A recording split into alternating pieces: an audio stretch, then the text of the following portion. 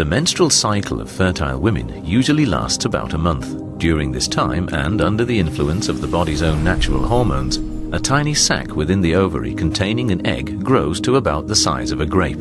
At a point midway in the cycle, this egg is released from the ovary and ovulation occurs. Ovulation is also regulated by hormones. The egg, which from this moment on is ready for fertilization, then passes into the uterine tubes to await the arrival of fertile sperm. Ovulation is a naturally occurring event, and the desire to have children is a similarly natural instinct. But that instinct cannot always be fulfilled.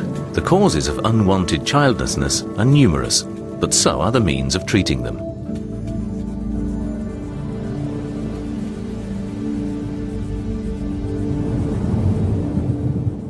The technique of in vitro fertilization, or IVF, removes several eggs from the ovary for fertilization in the laboratory.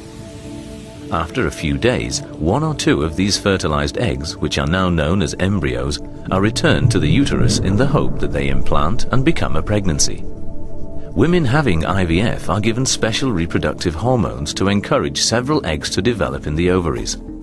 Final maturation of the egg itself is induced by the administration of a further hormone. 36 hours later, fluid containing the eggs is drawn from the ovary with a needle. This is usually performed under light sedation in a short outpatient procedure, with the doctor using ultrasound to check proceedings.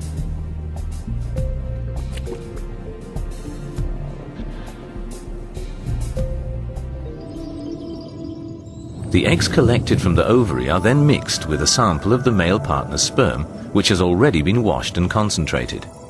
The eggs and sperm are left in an incubator set at 37 degrees for 24 hours, so that fertilization can take place. During this time, only one of the many sperm cells will penetrate the outer layer of the egg and achieve fertilization. Following fertilization, the cells divide and multiply and form an embryo.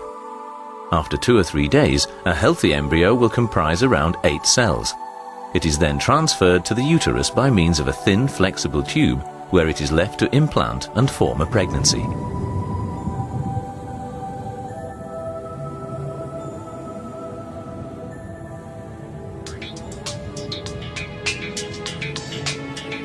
All these methods of assisted reproduction offer couples a good chance